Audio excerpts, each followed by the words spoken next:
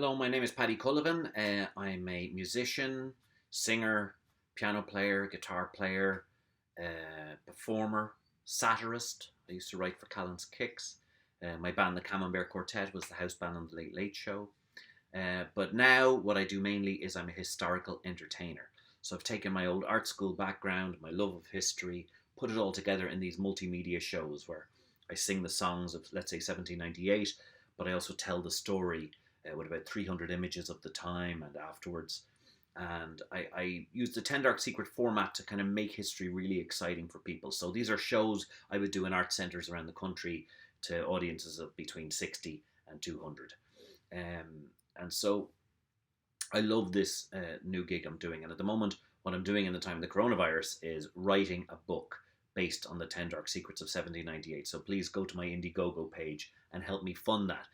They always say about these funding things that it's, we're just giving them money to fund their thing. You're actually buying the book in advance, a bit like records used to have advance sales back in the 70s when music used to sell. So anyway, I'm very happy to be asked to talk about this. A little bit about my background. My dad, Tom Cullivan, is a composer. My mother, Nancy Cullivan, is a tapestry artist. So they live in Galway, and then I work mainly in Donegal or in Dublin.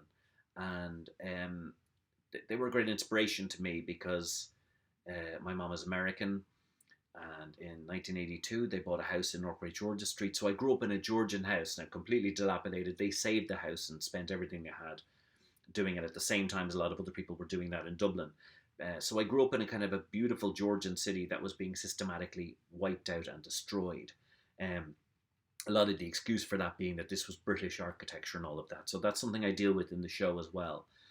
Because actually what we wiped out at that time was the whole era of 1798 and many of the houses and buildings that some of the protagonists lived in, like Frascati House where Lord Edward lived, or all of High Street and Bridge Street and Oliver Bond.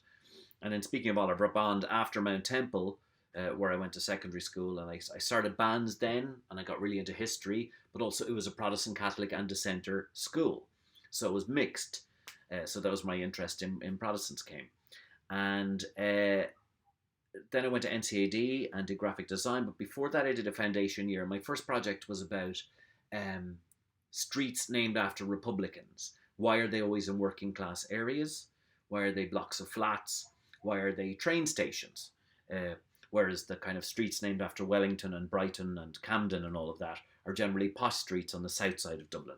So it was kind of I'm very interested in memorializing iconoclasm, things like that. How do we remember? And a big thing I've done with 1798 is to take the images and propaganda of the time, which are all propaganda, because the winners told the history. Then there was the losers telling the history in their way, with illustrations and drawings and magnificent stuff. So this is the kind of thing I'm really interested in, is how is history imparted to us?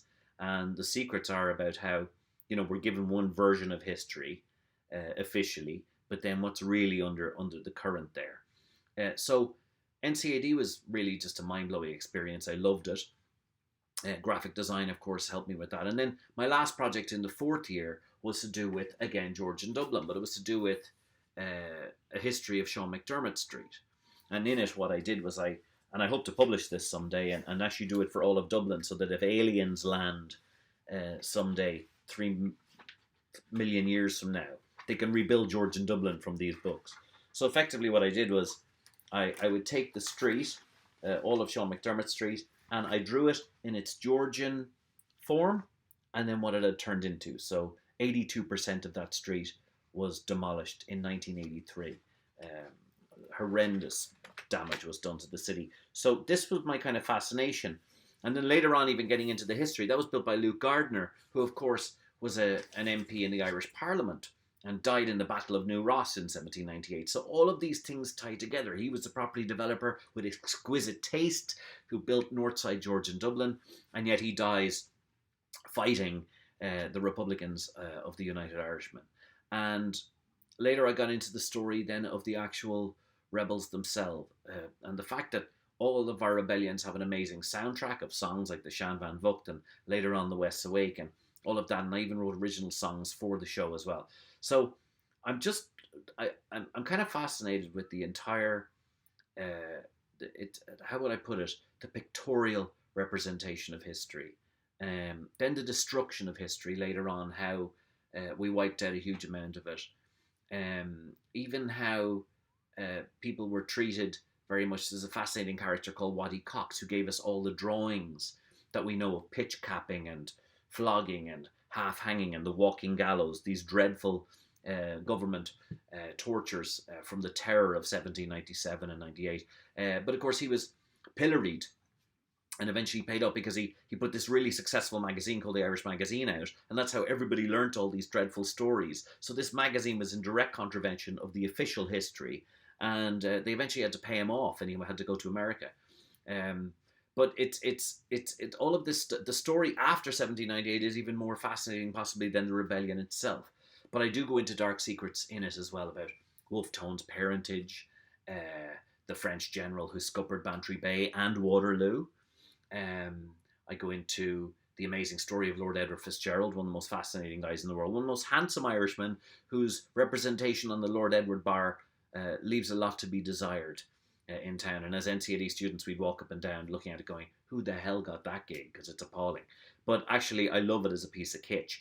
So all of these things fascinate me. And it's kind of what I bring to the shows, and try and bring a lot of humour, but also the seriousness of it. And also the kind of, what's incredible about these people, these Protestant Catholics and dissenters who decided everybody was equal, monarchies were no longer the way to go, kings were not gods, they were just the descendants of families who managed to seize the largest amount of land. Tom Paine, Lord Edward, Wolfe Tone, Napper Tandy, fascinating people who really are more modern than many of the thinkers we have today. And in fact, if we were to look at a signpost for how the future of the island should be after this crisis, and I'm wondering, I always wonder how this crisis will impact the North. Will they go, shall we stick with Boris and the herd immunity thing, or shall we take our chances with the corrupt little Catholic 26 county state below? I'm sorry, I'm surmising here, but I'm just saying that it could hasten a united Ireland far quicker than we might have anticipated, and which would be no bad thing. But if we were to look at a signpost, 1798 really is an incredible moment where even Presbyterians and Protestants were Republicans and were looking for equality, and we're looking for a republic separate from the empire. The reasons that changes into Orange Unionism or loyalism and all the rest of it are fascinating, and there's something I go into in the show in great depth, and maybe will do again when I come down to Skibbereen at some point. It didn't mean a lot of them weren't socially liberal, but it just meant that they took loyalism as their way of getting change done within their system. Fascinating stuff, too intricate and deep to go into right now. But again, all of these things are grist to my mill. They're the thing I'm always trying to get across to people, that unless we look at this stuff, especially the art as well, because the art tells you everything. The art imparts so much about what people are thinking. And the great drawings of Cruikshank, of course, were used as dreadful propaganda, showing the United Irishmen as ape-like savages, just going around murdering people. And if we look at all of that stuff, it really is a signpost. I've had people, people with 15 followers on Twitter saying to me, "Ash, would leave all that old stuff behind and just live in the present day." But unfortunately, the more and more I read about this stuff, the more the answers to the present day are if we do study the past and do study history and see how they were dealing with the issues that were going on today. So, like I say, can't wait to make it down to Skibbereen sometime. Really, daunted by what's going on at the moment, but very excited about getting this book done. So please try and support it if you can, and you will get a magnificent copy. And of course, the more I raise, the nicer the book can be. Do you know what I mean? I don't want to have to print it on a non-existent toilet roll. But again, it's a great time to think about making art. Because we have no time to be distracted by anything else. And what I really want to happen though, after this crisis especially, is that we need to support all of the arts. We have to stop monopolizing or just shoehorning everything into one person, saying that there's only one poet, or there's only one painter, or there's only one writer. the, Ireland is just teeming with people who are brilliant, and teeming with an artistic community that needs to be supported a huge amount more. But the first way of doing that is to support each other. And once we do that, then we have a bulwark that's strong to get that art across to people as well, because there's so many ways of doing it now. The main thing is to also make the official channels listen as well, and to let them know that there's incredible stuff going on that may not be on their radar, but it's on a lot of people's radar because of the way we're able to communicate directly with each other now. So I'm hoping that there'll be a great flowering in the 20s, akin maybe to the 20s back in the old days. And I'm looking forward to seeing you soon. And thanks so much for listening. I hope this is okay for you guys at the Speakeasy. And support each other and stay well.